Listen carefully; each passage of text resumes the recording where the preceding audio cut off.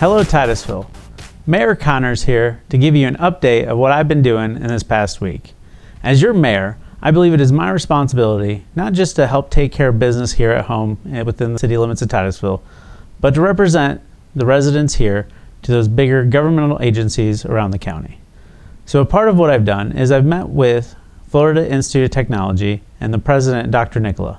We had a great conversation about expanding educational opportunities right here in Titusville.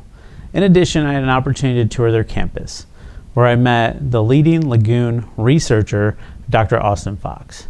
We had a great conversation about how the lagoon got the way it has over the last 20 years. In 2010, there was a great cold snap that unfortunately killed a bunch of seagrass and dead fish. And when that happens, all that stuff sinks to the bottom. And then it decomposes, decays. And when it does that, it takes the oxygen out of the water, which leads to additional challenges within the ecosystem of the lagoon.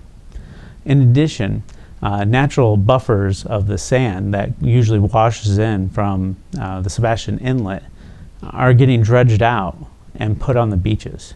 That natural sand would usually come up and cover some of those dead, rotting fish and seagrass that have died over the last 10, 15, 20 years. So we're experiencing a bunch of challenges with our lagoon right here in Titusville that are the result of external factors, either through the Sebastian Inlet or even NASA. When they built NASA and they built the crawlerway, which cut off our fresh salt water access to the lagoon, they dredged up a bunch of sand to build that. And when they did that, they created these big crevasses in the lagoon. That's where we're seeing a bunch of these issues pop up. That's why the county is working so diligently on dredging, trying to get the muck out of the lagoon. So that is a big focus that we collectively as governments, between the city, the county, St. John's Water Management, the Florida Department of Environmental Protection, educational institutions like the Florida Institute of Technology, Eastern Florida State College, we're all working collectively so that we can figure out how we can get some of that stuff out of the lagoon so our lagoon can thrive.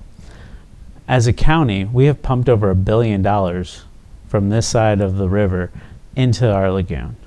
And now I believe it's time for us to come together and ask the question, what is the other side of the lagoon doing? There's a bunch of federal lands over there that need to also pitch in. It can't be all on us.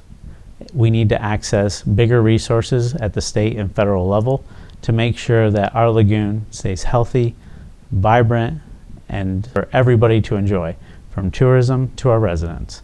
And that's what we're doing each and every day for you, our constituents. We love you, God bless you, and God bless Titusville.